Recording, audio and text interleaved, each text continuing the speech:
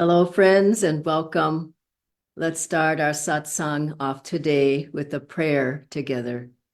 Heavenly Father, Divine Mother, friend, beloved God, great gurus, Jesus Christ, Babaji Krishna, Lahiri Mahashaya, Swami Shri Yukteswarji, beloved Guru Dev, Paramhansa Yogananda ji, saints of all religions, we bow before thee.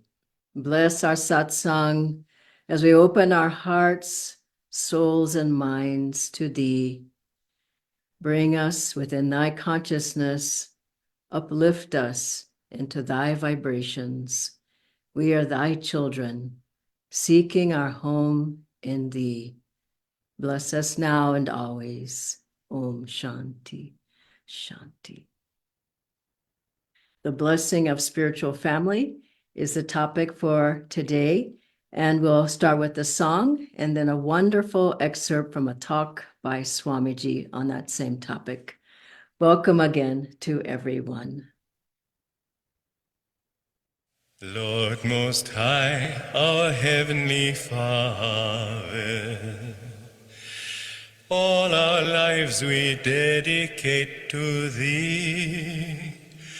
All our labors, all our joys and woes, all our pleasure, all our melody. Make us each a channel of Thy peace. When in darkness, guide us from above. Where there's sorrow, may we sow Thy joy. Where there's hatred, may we share Thy love. Lord Most High, our Heavenly Father, all our lives we dedicate to Thee. All our labors, all our joys and woes, all our pleasure, all our melody. Make us each a channel of Thy peace. When in darkness, guide us from above. Where there's sorrow, may we sow Thy joy. Where there's hatred, may we share Thy love. And when I read Autobiography of a Yogi, Divine Mother really helped me out. I must say it was a piece of good karma, because I suppose it would have been difficult. It might even have been impossible to sort of battle the sneers of my relatives if I had read Autobiography of a Yogi with them around.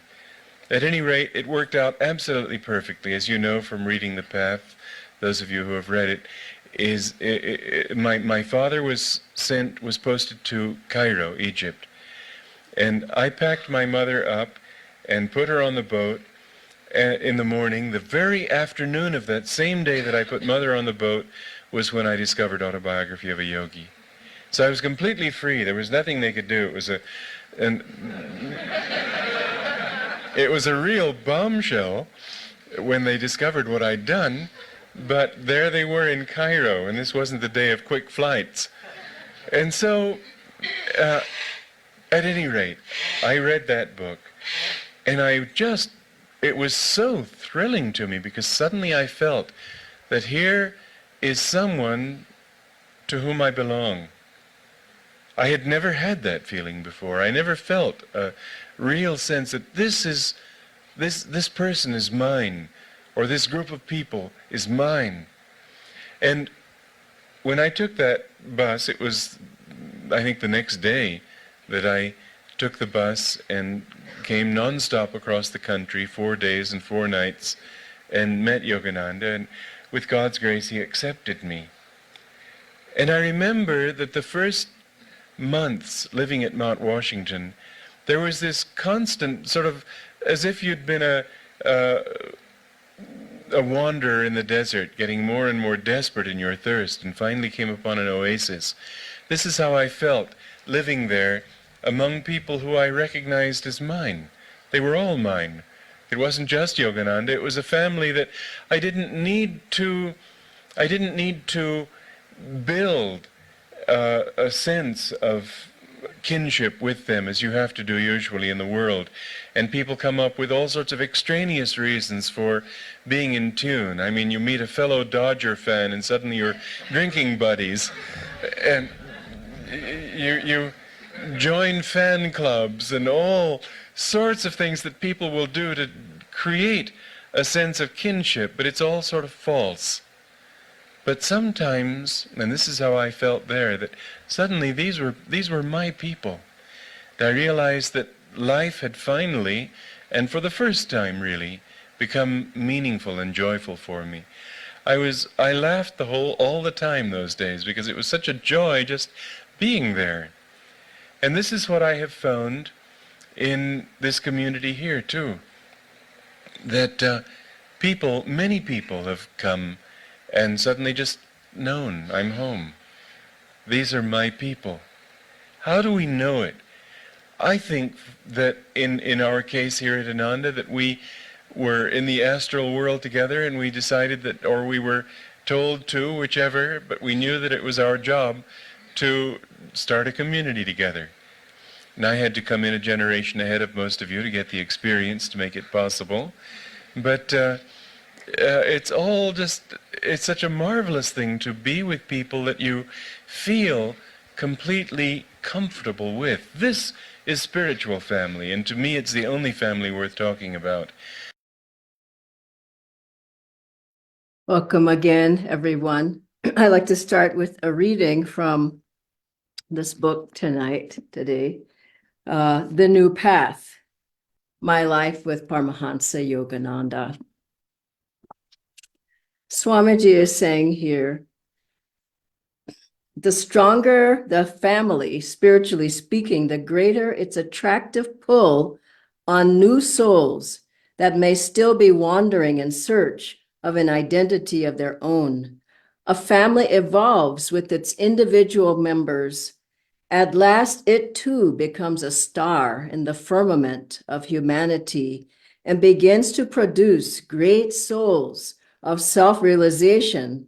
As spiritual stars, such great families become powerful for the general upliftment of mankind. Like stars too, they then draw planets of less evolved families into their beneficial auras, vitalizing them with rays of divine truth. Such families are like mighty nations. To them is given the real task of guiding the human race, not in the way of governments by official ordinances, but by subtler spiritual influence. Yogananda's is one such spiritual family. His forms part of a greater spiritual nation of which Jesus Christ and Sri Krishna, in this age Babaji, are also leaders. Yogananda, like William the Conqueror at Hastings, came to America to establish a beachhead, not in this case of worldly conquest, but of divine communion. Many have been born and are being born in the West to assist him in this mission. Many others are being attracted to it for the first time by the radiant magnetic influence, the spiritual gravitational field it has created.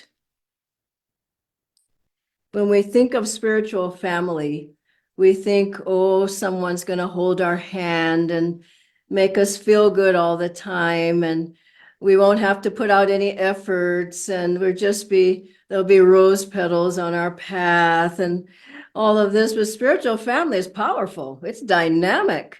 There's a lot of Shakti flowing through your guru bhais, through the guru, through God, through the masters. And it's a path of guidance and direction, a path of inspiration, a path of knowing, a path of doing, a path of seva, a path of giving up, a path of non-attachment.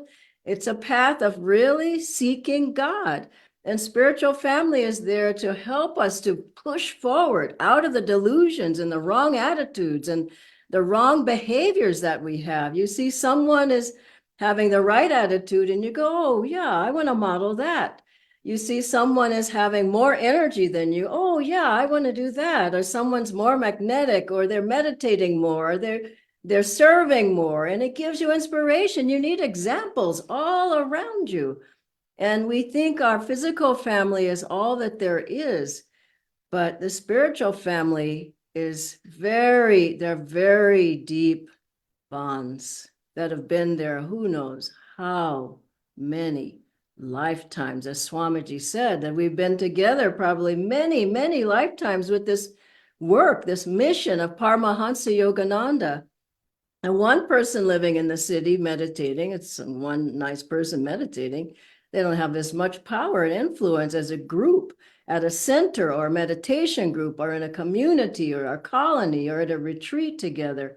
And we've all felt that as we come together, there's a stronger magnetism and energy, and the power of God and gurus flows through us. You meditate better, you chant better, you can sit longer in meditation, and you leave there feeling different.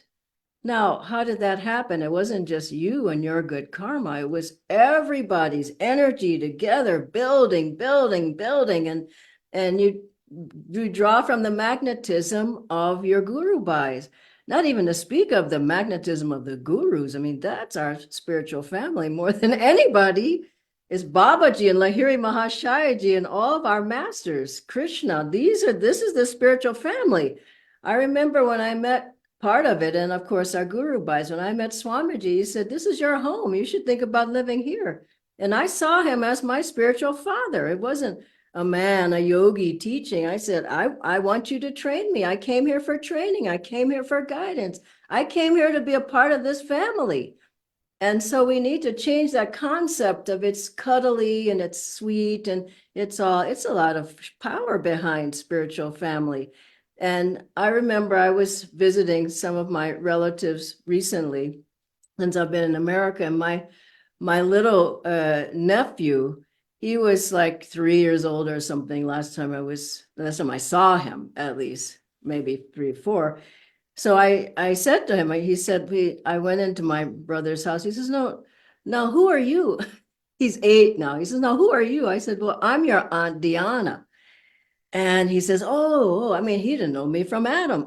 And so then I said, when I was getting ready to leave, I said, now you're not going to forget me. Or you remember, I'm Aunt Dhyana. You won't forget me now. And he says, no, I won't forget you. And then he looked up. He says, no, what's your name again? I mean, I meant nothing to him, really.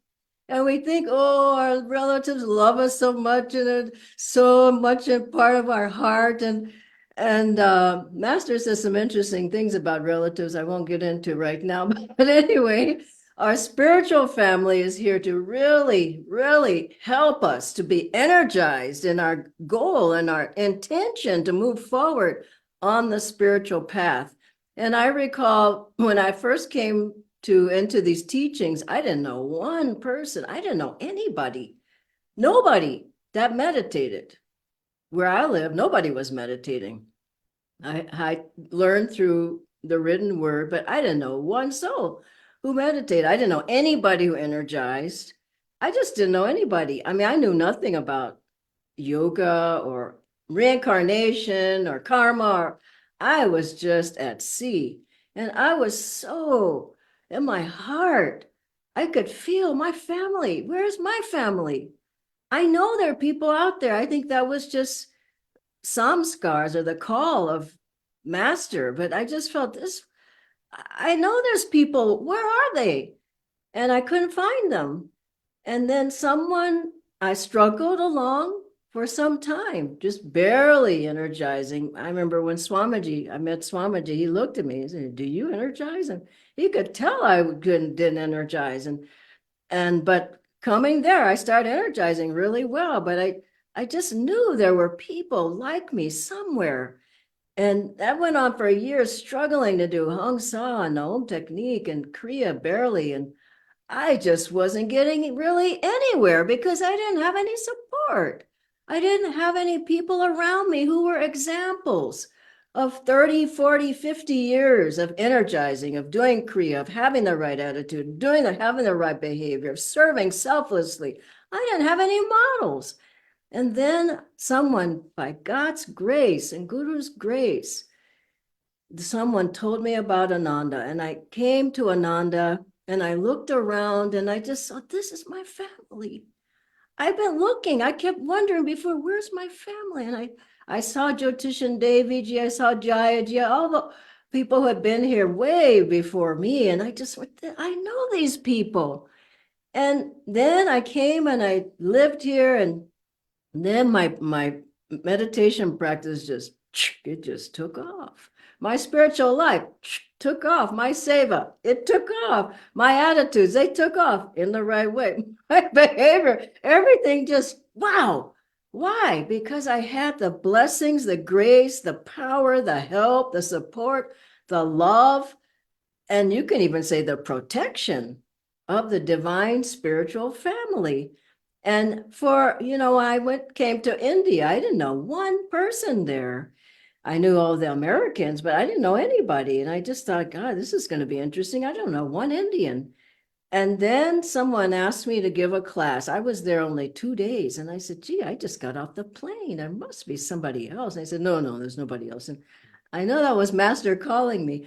I went to the class and I looked around and I just felt, I know some of these people.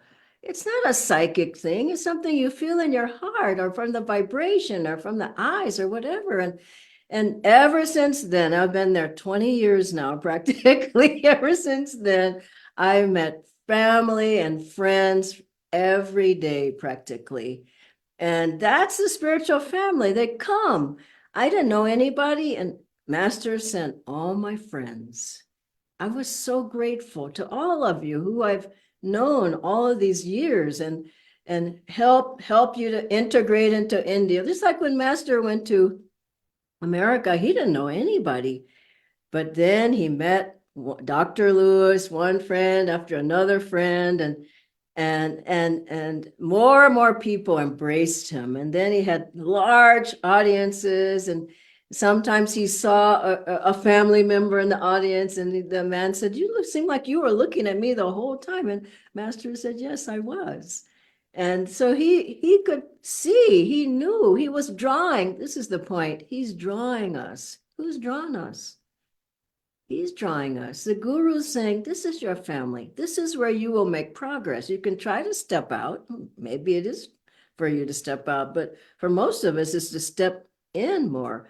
And so anywhere you go with Ananda, you can, any country, any language, any background that people have, any Ananda community, colony, center, meditation group, retreat, anywhere you go, you find the spiritual family, and you're just welcome. It doesn't even matter if you don't know the language. You can go to Italy and you don't speak Italian, but you'll be welcome. You can go anywhere. You can go to Australia. You can go to South Africa. You can, these days you can go anywhere, but it's your spiritual family. Now, who's the father? Who's the mother? It's Divine Mother. Divine Mother is welcoming us wherever we go. And so, and that means a responsibility. It's not just, oh, I just sit here and everybody gives me everything. It's like you owe it to God and gurus and to your family to give back, and give back of energy, give back of joy, give back of love, give back of selfless service, give back. How can I serve? How can I help others? And these are the main ways that you learn, the main ways that spiritual family helps you. Is one is seva. You have an opportunity to get out of yourself. Wow. If you're just home meditating alone, you can really, you can have some wrong thoughts and behaviors and attitudes.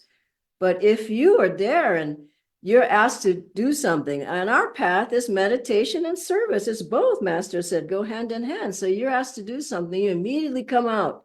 You come out of yourself. Oh, I want to go and I want to bring prasad. Okay, I want to go and set up the altar. I'm going to bring something that's needed for the center. I'm going to do the healing prayers. I'm going to call people for the class. I'm going to take a book and give it to one of my friends. You see what I'm saying? You're coming out to serve the spiritual family, and the greater spiritual family is anybody who Master sends you to. Honestly, it could be somebody at your job and you see they're kind of down and sad. And, I see so many people here at the Ananda village. As you know, it's the tulip time. And I try to talk to everybody I can. Just, how are you? How's your family? Oh, so nice. Are you having a good time? Now, what is that? It's natural, but it's just giving instead of, oh, I wish these people would leave. It's been 5 weeks or whatever, but just think of others.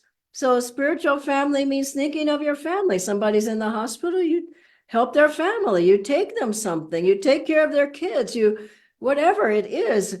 Somebody just couples gotten married, so you help them to have a nice vacation together, or you take on their seva duties, or you're a spiritual family. There's countless things to do. I mean, always, every day, a long list of ways you can help other people. Just praying for people is a huge thing. And so that's one way spiritual family helps. Another is, I've said this a little bit, I want to say it more strongly, is the techniques. Now, I've seen some pretty strange energizing at different times, but if you are with the group, you watch and the leader's there showing you, and you can correct yourself.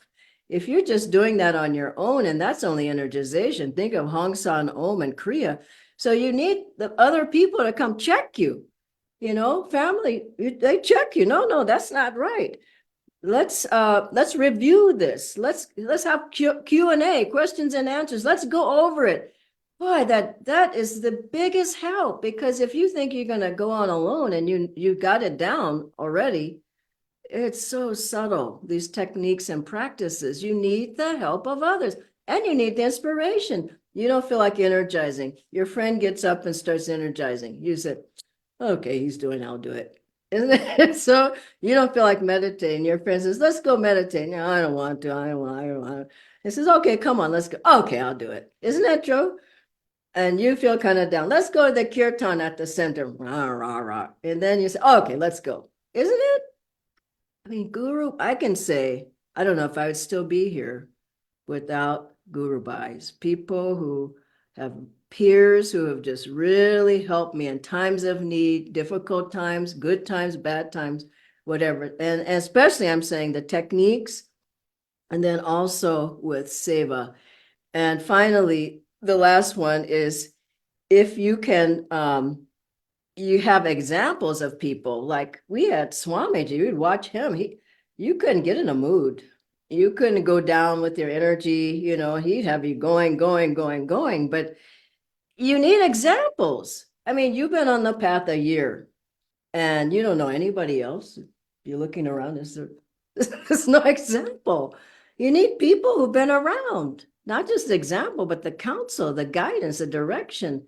But think of somebody who's been meditating 30 years, you on year number 2. Somebody's meditated for 45 years and served and been a disciple and been a Kriya Bound 50 years, over 50 years.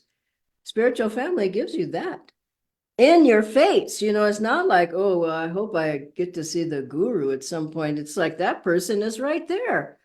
They're serving with you. They're energizing with you. They're meditating with you. They're helping you. And that's a huge, huge, huge boon. I think people don't realize. But I remember, and I'll end with this, one time I was going, thank God it was at the beginning, but I thought, well, I can just go on alone. Boy, did I have trouble. I left Ananda. I went off by myself. And I said, well, I've got everything I need now, don't I? I don't need anybody else. Straight down. And it took me 3 years to pick back up. So it's no joke. You need people around you. You need the guidance. You need the examples. You need the help. You need their magnetism. You need their energy. You need to listen to other people who've been around. And as you do that, you find that your path gets much easier, much more direct. And you find that spiritual family, I would say, it's one of the greatest gifts we have on the path. So God bless you all. And I'll ask Natindra to join now. We have a couple of questions. Thank you so much, Dhanaji. Yes, we have three questions. The Okay. first one, Dhanaji, is most of us stay in cities and only meet our spiritual family over weekends. So, what's the best way to remain in that vibration even during the week?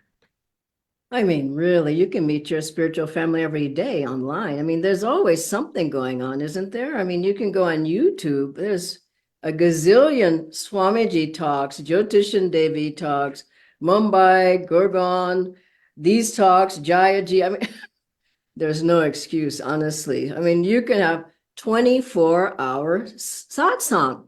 24 hours. You go on YouTube, you can get the talks by Swamiji, and this in the books. You can read the books. That's satsang. You can listen to the music, get on a harmonium and chant.